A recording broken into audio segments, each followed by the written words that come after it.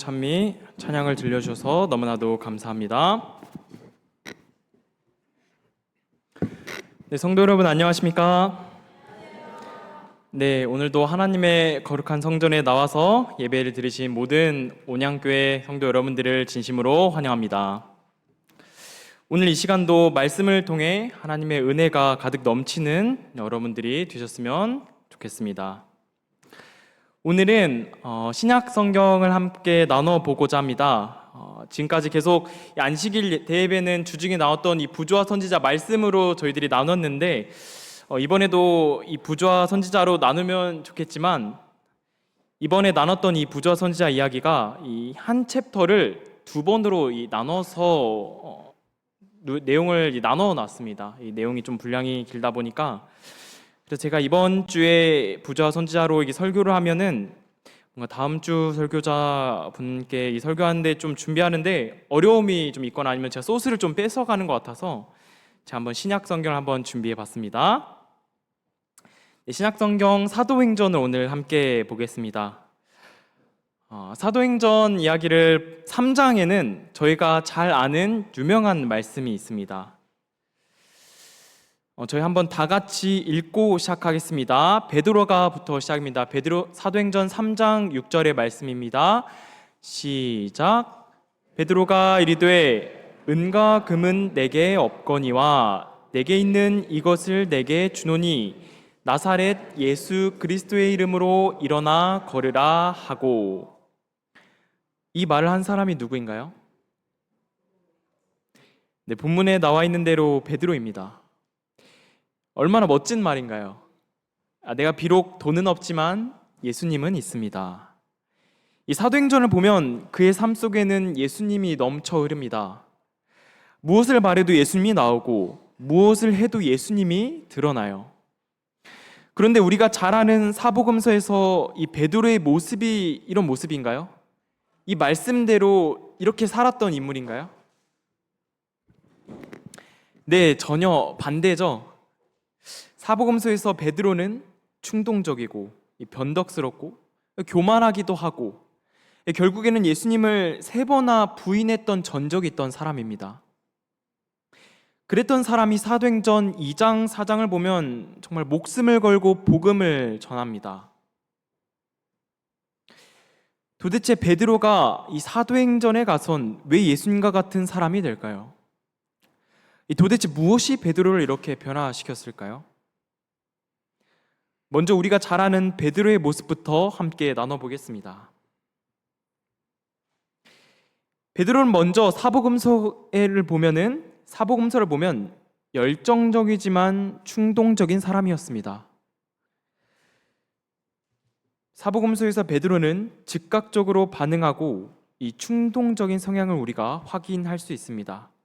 이 마태복음 14장 28절에서 30절을 보면은 이 물 위를 걷는 사건이 나옵니다. 이 베드로가 물 위를 걷게 되는데 예수님께서 물 위를 걸어오실 때 이 베드로가 마태복음 14장 28절에 보면 이런 말씀이 나와 있습니다. 베드로가 대답하여 이르되 주여 만일 주님이시거든 나를 명하사 물 위로 오라 하소서. 예수님이 물 위로 걸어오시니까 베드로가 뭐라고 말해요? 만일 주님이시라면 나도 물 위를 걷게 해달라고 요청합니다. 그리고 정말 베드로가 이 물 위를 걷습니다. 그럼 걷다가 어떻게 되죠? 두려움을 느끼고 믿음이 흔들려서 물에 빠져요. 충동적이지만 나름 순수한 믿음을 보여줍니다. 요한복음 18장 10절에서 11절의 말씀은 예수님이 체포될 당시 베드로가 이 칼을 휘두르죠. 순간적으로 칼을 휘둘러서 예수님의 체포를 저지합니다. 그러다가 이 대제사장의 종 말고란 사람의 귀를 베어냅니다. 그런데 예수님이 이 말고의 귀를 다시 어떻게 해주세요? 다시 붙여주세요. 말을 하지 않았지만 행동으로 이 베드로의 충동을 권면하신 거죠. 이 사건도 베드로의 즉각적인 반응과 충동적인 성격을 우리가 볼 수 있습니다. 이 마가복음 9장 5절에서 6절의 이 변화산 사건은 어떻습니까? 예수님께서 이 변화산에서 변모하실 때 베드로는 너무 감격해서 예수님 그리고 모세, 엘리야를 위해 장막을 세우자고 갑작스럽게 제안을 합니다. 이 좀만 생각해 보면 예수님께서 변모하신 이유를 알 법도 한데 잘 이해하지 못한 채 그 순간을 감정적으로 반응하고 대응합니다. 두 번째로 이 베드로는 변덕스러움과 인간적인 약점을 가지고 있었습니다. 마태복음 26장 69절에서 75절은 저희들이 잘 아는 베드로의 예수님을 3번 부인하는 장면이 나옵니다. 예수님께서 십자가에 달리시기 전에 이 베드로는 내가 결코 예수님을 부인하지 않겠습니다 라고 맹세해요. 그러나 예수님께서 고통당하시는 걸 보고 3번이나 예수님을 모른다고 부인합니다. 예수님께서 십자가에 달리기 전 제자들에게 이렇게 말씀하십니다. 마태복음 26장 31절입니다. 오늘 밤에 너희가 다 나를 버리리라. 이 베드로는 즉시 대답합니다. 모두 주를 버릴지라도 나는 결코 버리지 않겠나이다. 예수님께서 베드로의 말에 또 반박하시죠. 오늘 밤 다굴기 전에 내가 3번 나를 부인하리라. 그럼에도 베드로는 어떻게 해요? 자신만만해요. 본인 생각에는 자신이 예수님을 부인한다는 것을 상상하지 못합니다. 내가 주와 함께 죽을지언정 주를 부인하지 않겠나이다. 내가 주를 부인하지 않겠나이다 맹세하는데 어떻게 맹세해요? 내가 주와 함께 죽을지언정. 하지만 결과는 어떻습니까? 예수님의 말씀대로 흘러가요. 예수님께서 붙잡히시고 대제사장의 집들에서 재판을 받으실 때였습니다. 이 베드로는 멀찍이 떨어져서 예수님을 따라가요. 그리고 뜰 안에서 재판을 지켜보기 시작합니다. 예수님께서 거짓 증언을 받으셨고 조롱을 당하셨으며 침뱉음 당하시는 걸 베드로가 목격하기 시작합니다.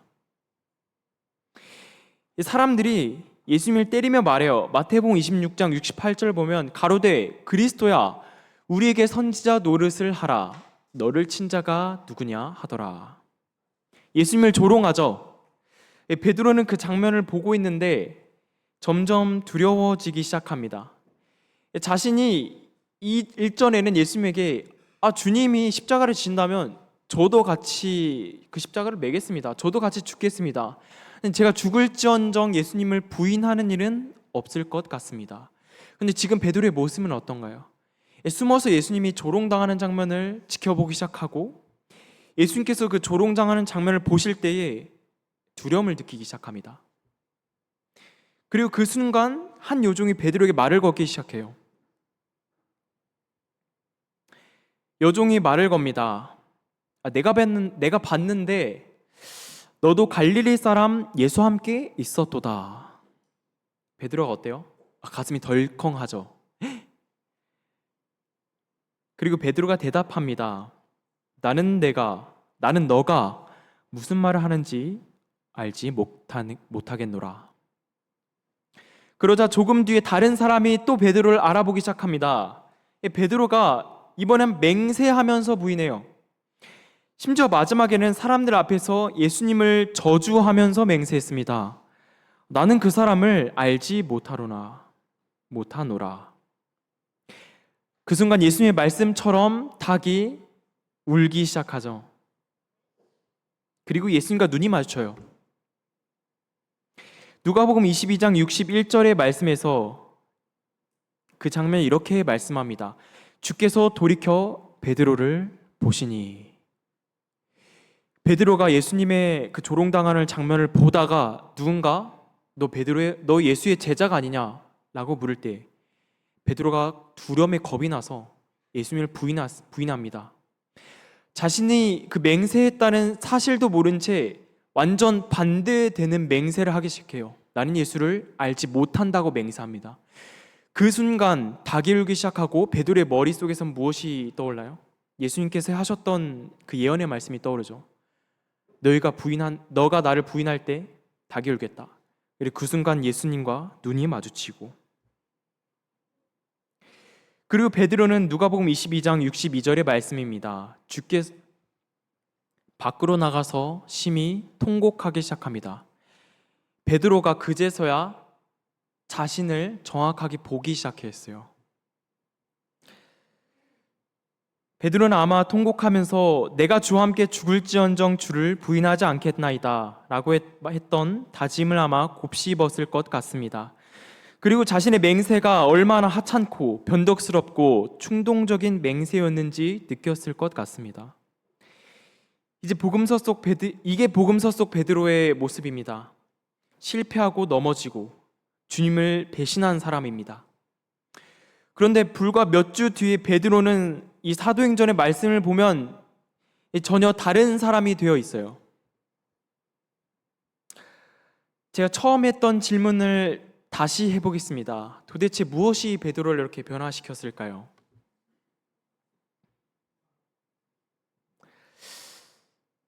네, 베드로를 이렇게 변화시켰던 이유 첫 번째는 베드로는 십자가 사건 뒤에 부활하신 예수님을 만났기 때문입니다.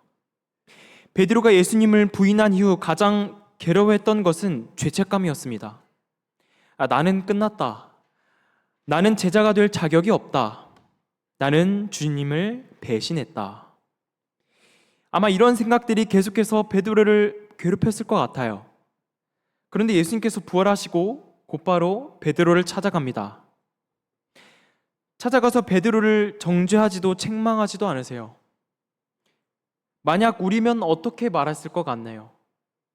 만약 우리가 누군가를 배신했다면, 아니면 누군가가 나를 배신했다면 나는 그 배신한 사람을 쫓아가서 어떻게 말할 것 같습니까? 아마 이렇게 말하지 않았을까요? 내가 말했지, 너 분명 나 배신할 거라 했잖아. 그때 너 왜 그랬어?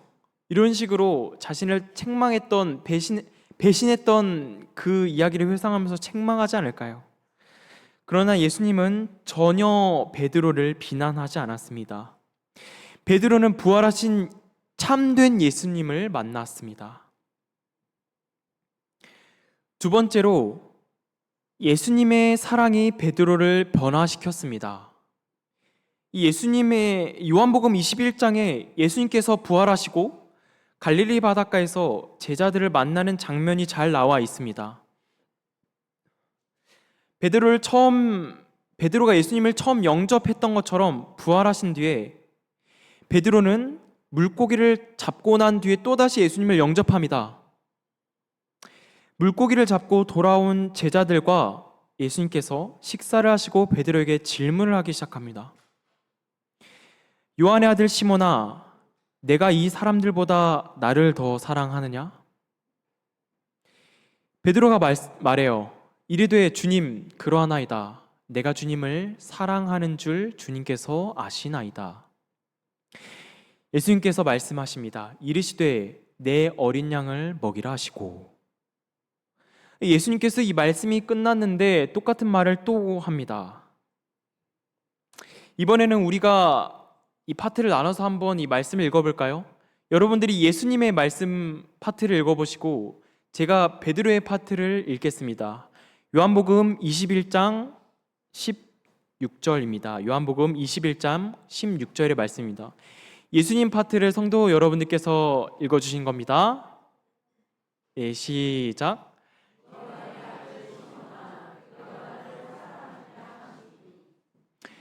베드로가 말합니다. 이르되 주님, 그러하나이다. 내가 주님을 사랑하는 줄 주님께서 아시나이다. 네, 두 번째도 첫 번째와 똑같은 말씀을 예수님과 베드로가 주고받습니다. 세 번째 질문도 함께 보겠습니다. 세 번째 질문 제가 읽겠습니다. 요한복음 21장 17절, 16절의 그 다음의 말씀입니다. 예수님께서 말씀하세요. 요한의 아들 시몬아, 내가 나를 사랑하느냐? 베드로가 또 말합니다. 주께서 세 번 내가 나를 사랑하느냐 하심으로 베드로가 근심하여 이르되 주님, 모든 것을 아시오매 내가 주님을 사랑하는 줄을 주님께서 아시나이다. 예수님께서 또 똑같은 대답을 하십니다. 내 양을 먹이라. 많은 성경학자들은 이 세 번의 질문이 베드로가 했던 그 세 번의 부인에 대한 회복이라고 설명합니다. 베드로는 예수님을 일전에 세 번 부인했습니다. 그리고 십자가 사건 뒤에 예수님께서 부활하시고 예수님은 세 번 베드로를 사랑 고백하시도록 하셨습니다.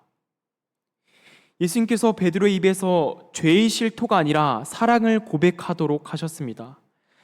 베드로가 했던 부인들을 사랑으로 회복시켜 주셨습니다. 우리들이 이 배신을 당할 때에 우리들이 이런 예수님과 같은 마음을 가져야 되지 않을까요? 우리들이 배신 당했을 땐 우리를 배신했던 사람들에게 어떻게 말을 거나요? 우리를 배신했던 그 말에 대해서 다시 한번 끄집어냅니다. 근데 예수님은 어떻게 하라고 우리에게 말씀하시죠? 우리에게 어떻게 보여주시죠? 책망이 아니라 사랑 고백하시도록 이끕니다. 베드로가 했던 그 세 번의 부인을 세 번의 사랑의 말씀으로 회복시켜 주었습니다. 성도 여러분들께서 그러한 사람들이 되셨으면 좋겠습니다. 배신을 당하더라도 그 사람의 입에서 사랑 고백이 나오도록 하시는 여러분들이 되었으면 좋겠습니다. 세 번째로는 예수님의 오래 참으심이 베드로를 변화시켰습니다. 생각해 보세요. 예수님이랑 베드로가 몇 년 동안 함께 동거동락하죠? 네, 3년 반 동안 함께 동행했습니다. 그런데 예수님 보실 때에 예수님뿐만 아니라 저희들이 볼 때도 베드로의 이 상태는 여전히 부족합니다. 여전히 충동적이고 여전히 교만했고 여전히 자기 힘을 믿었습니다. 예수님 입장에서 어떨까요? 24시간 데리고 다니면서 병자를 고치고 그리고 귀신을 쫓고 바리새인들과 이 말씀으로 그 사람들을 권면하고 그런 모습을 보여주셨는데도 베드로가 변하지 않았습니다. 그럼에도 예수님은 베드로를 포기하지 않으세요. 넘어질 때마다 붙들어 주었습니다. 실수할 때 가르쳐 주셨고 실패할 때마다 기다려 주셨습니다. 결국 베드로를 변화시킨 것은 예수님의 능력이 아니라 예수님의 사랑이었습니다. 예수님의 인내였고 예수님의 오래 참으심이었습니다. 네 번째로 베드로를 변화시켰던 그 이유는 성령께서 그 사랑을 완성하셨기 때문입니다. 예수님께서 부활하시고 제자들과 만난 뒤에 40일 뒤에 승천하십니다. 그리고 오순절에 제자들에게 성령을 부어주세요. 사도행전 2장은 이 성령께서 불처럼 오신 장면이 기록되어 있는데 이 성령께서 임하셨을 때 베드로는 더 이상 자기 힘으로 살지 않게 됩니다. 더 이상 자신의 열정이나 의지에 의존하지 않습니다. 성령께서 베드로의 삶을 지배하기 시작해요. 사도행전 4장에서 이 베드로가 사내들인 공회 앞에 서게 되는데 그 장소가 예수님께서 신문 받으셨던 바로 그 자리였습니다. 안나스와 가야바, 이 종교 지도자들, 사형을 결정할 수 있는 권력자들, 과거 자신이 도망쳤던 베드로는 예수님께서 서 있던 자리에 본인도 서게 됩니다. 사도행전 4장 8절입니다. 그 말씀을 베드로가 그 자리에 쓰면서 그 장면을 말씀은 이렇게 회상합니다. 이에 베드로가 성령이 충만하여 이르되, 베드로는 담대하게 그 자리에 섰고 담대하게 권력자들에게 말을 했습니다. 베드로가 이렇게 말하기 시작합니다. 사도행전 4장 10절입니다. 너희가 십자가에 못 박고 하나님이 죽은 자 가운데서 살리신 나사렛 예수 그리스도의 이름으로 이 사람이 건강하게 되어 너희 앞에 섰느니라. 당신들이 십자가에 못 박은 예수 그리스도의 이름으로 내가 이 자리에 섰다. 너희들은 예수를 죽였지만, 그리고 예수가 지금 이 땅에는 없지만 예수님 끝에 내가 시작했다라고 말하는 것입니다. 베드로는 예수님의 사랑으로 회복되었고 성령의 능력으로 변화된 사람입니다. 예수님의 죽으심 끝에는 우리들이 서 있습니다. 성령을 부어주셨고 우리들이 그 보혜사 성령 속에서 사람들에게 말씀을 전할 수 있는 능력이 시작되었습니다. 예수님의 끝엔 우리들이 있다는 사실을 여러분들이 기억하셨으면 좋겠습니다. 그리고 우리들의 끝에는 그 뒤엔 바로 성령님께서 새로운 시작을 하신다는 것을 여러분들이 기억하셨으면 좋겠습니다. 제가 2번이나 했던 도대체 무엇이 베드로를 이렇게 변화시켰을까요? 라는 질문에 대한 답은 예수님께서 베드로를 참아주셨고 부활한 뒤에 영접해 주셨고 그걸 사랑하셨고 성령을 부어주셨기 때문에 변화되었다고 말씀할 수 있을 것 같습니다. 그렇다면 베드로를 변화시킨 것이 다음과 같은 것이라면 우리를 변화시키는 것은 무엇일까요?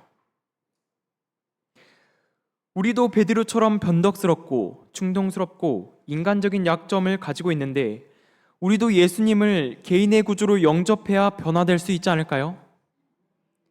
여러분들도 이 베드로의 말씀을 묵상하시면서 나도 베드로와 같은 사람인데, 나도 어쩌면 이런 상황에 갔을 때 예수님을 3번 부인할 수도 있는 사람인데, 어쩌면 예수님께서도 베드로처럼 나를 사랑으로 회복해 주시고 나도 베드로처럼 진정으로 예수님을 개인의 구주로 영접할 수 있지 않을까라는 생각을 하시는 여러분들이 되셨으면 좋겠습니다. 성경은 이렇게 말씀합니다. 고린도후서 3장 18절입니다. 우리가 다 수건을 벗은 얼굴로 거울을 보는 것 같이 주의 영광을 보매 그와 같은 형상으로 변하여 영광에서 영광에 이르니. 네, 말씀처럼 우리는 사랑이신 예수님을 바라보아야 합니다. 그래야 우리도 변화될 수 있습니다. 변화는 억지로 만들어내는 것이 아닙니다. 변화는 바라보는 것으로 시작합니다. 우리가 무엇을 바라보느냐에 따라 우리의 삶이 달라질 거예요. 세상을 바라보면 세상을 닮고 죄를 바라보면 죄를 닮게 됩니다. 그러나 우리가 예수님을 바라보면 예수님을 닮게 되겠죠. 우리가 바라보아야 예수님을 닮아가는 것처럼 예수님께서 사람들을 어떻게 대하셨는지 그 모습을 우리가 보아야 합니다. 예수님께서 죄인을 어떻게 대하셨습니까? 실패한 사람들을 어떻게 대하셨고 연약한 사람들을 어떻게 대하셨습니까? 예수님은 사람을 함부로 대하지 않으셨어요. 이 베드로를 대하신 것만 봐도 정죄보단 회복을 선택하시고 비난보단 사랑을 선택하셨고 심판보단 구원을 선택하십니다. 우리가 바라보고 닮아가야 하는 모습이 예수님의 이런 모습인 것 같습니다. 2번째로는 예수님께서 사람을 바꾸는 것은 사랑이라고 말씀하십니다. 혹시 지금 여러분들의 마음속에서 이 사람을 바꾸는 것은 사랑이다 라는 질문을 들으면 먼저 떠오르는 사람이 있습니까?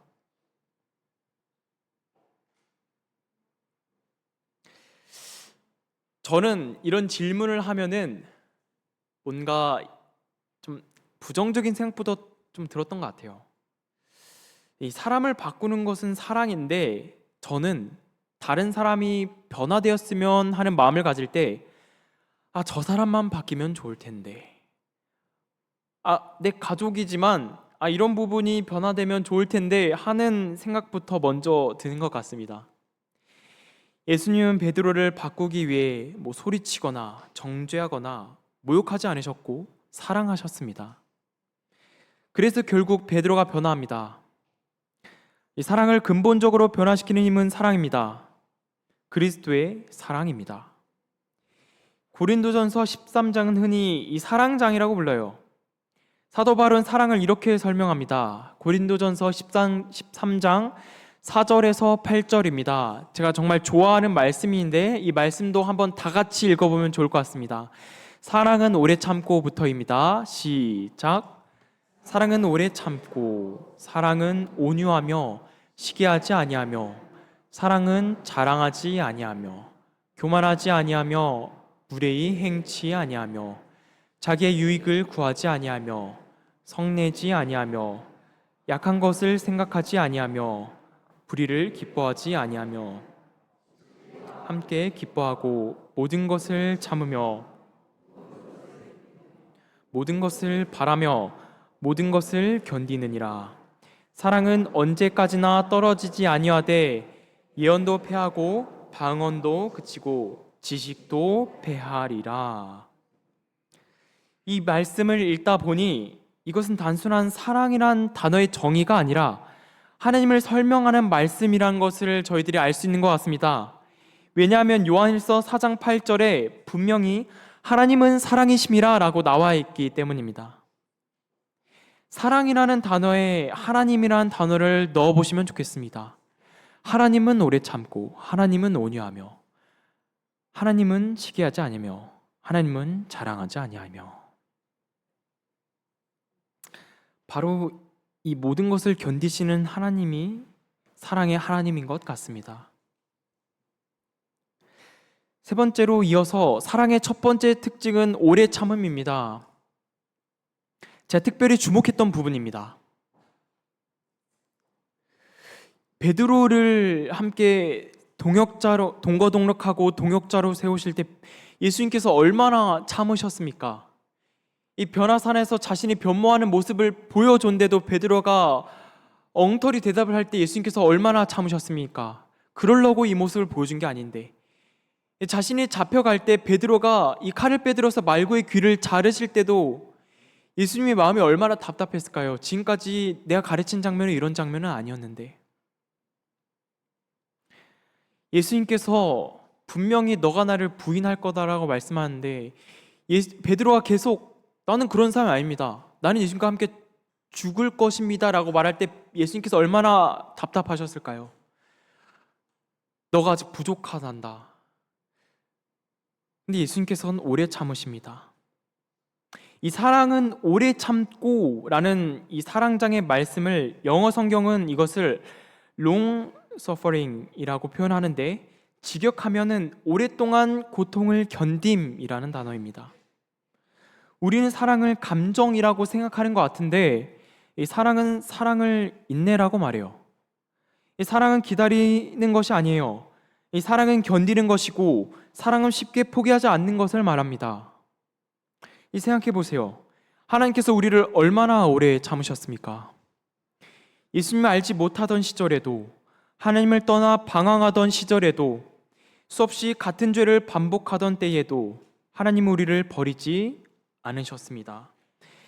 베드로를 향해 오래 참으심이 오늘 우리를 향한 오래 참으심이기도 하지 않을까요? 하나님께서 우리를 오래 참으신다는 말씀을 여러분들이 기억하셨으면 좋겠습니다. 그리고 그 사랑을 본받아 우리 또한 다른 사람에게 오래 참음을 경험하는 여러분들이 되었으면 좋겠습니다. 네, 성도 여러분, 오늘 우리는 베드로의 이야기를 함께 살펴보았습니다. 베드로는 원래 말씀을 봤더니 대단한 사람이 아니었어요. 그는 충동적이었고 급한 성격을 가지고 있었습니다. 실수도 많았습니다. 교만하기도 했고요. 그리고 결정적으로 예수님을 3번이나 부인했습니다. 인간적으로 보면 베드로는 실패자입니다. 그런데도 그런 베드로가 훗날 수천 명 앞에서 복음을 전하는 사도가 되었습니다. 예수님께서 죽기 전 재판을 받았던 공회에 본인이 서게 됩니다.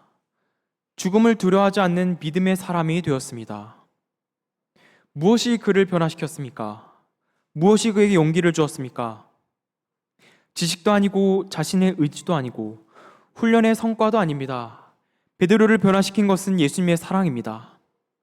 끝까지 포기하지 않으시는 사랑, 실패도 다시 일으키시는 사랑, 배신해도 버리지 않으시는 사랑, 그리고 오순절에 임하신 성령 하나님이셨습니다. 어쩌면 오늘 이 자리에 있는 우리 가운데서도 베드로와 같은 분들이 계실 것이라 생각합니다. 당장 저부터 그렇고요. 한때는 저희가 누구보다 뜨겁게 신앙생활을 했던 사람도 있을 것입니다. 예수님을 위해서라면 무엇이든 할 수 있다고 생각했습니다. 그리고 어느 순간 죄에 넘어가기 시작합니다. 유혹에 무너집니다. 신앙이 식어갔습니다. 기도를 잃어버렸습니다. 그리고 마음 한편에는 이런 생각이 있을지도 모르겠습니다. 나는 너무 멀리 왔다. 하나님께서 이런 나를 받아주실까? 나는 이미 여러 번 실패했다. 나는 베드로보다 더 부족하다. 그런 성경은 분명히 베드로에게 마찬가지로 우리에게도 말합니다. 나를 사랑하냐? 나의 양을 먹이라. 예수님께서 베드로를 버리지 않으셨다면 여러분도 버리지 않으십니다. 예수님께서 베드로를 용서하셨다면 여러분도 용서하십니다. 예수님께서 베드로를 다시 사용하셨다면 여러분도 사용하실 수 있습니다. 시대소망 263페이지에는 이런 말씀이 기록되어 있습니다.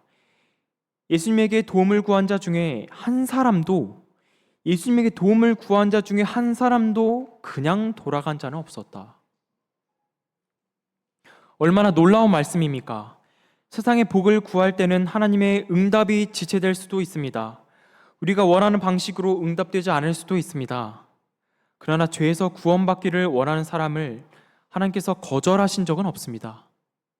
우리를 깨끗하게 하시고 우리를 회복시키시고 우리를 하나님의 자녀로 삼으신 것이 하나님의 뜻입니다. 그러므로 성도 여러분, 우리는 더욱 예수님께 가까이 가야 합니다. 그리고 그분을 더 바라봐야 합니다. 그분을 더 알아가고 그분의 말씀을 묵상해야 하고 그분의 생애를 연구해야 해요. 그분의 사랑을 경험해야 합니다. 왜냐하면 사람은 자신이 바라보는 것을 닮아가기 때문이라고 제가 앞서 말했습니다. 베드로가 예수님을 닮아갔던 것처럼 우리도 예수님을 닮아갈 것입니다. 이제 말씀을 마치겠습니다. 사랑하는 성도 여러분, 우리는 예수님이 필요합니다. 우리는 성령이 필요합니다. 우리는 그리스도의 사랑이 필요합니다. 그 사람이 베드로를 변화시켰고 그 사랑이 오늘 우리를 변화시켰습니다. 여러분들도 그러한 사랑을 구하는 여러분들이 되시기를 간절히 바라겠습니다. 그런 사랑으로 우리 모두가 충만하게 되기를 예수 그리스도의 이름으로 간절히 바라겠습니다. 감사합니다.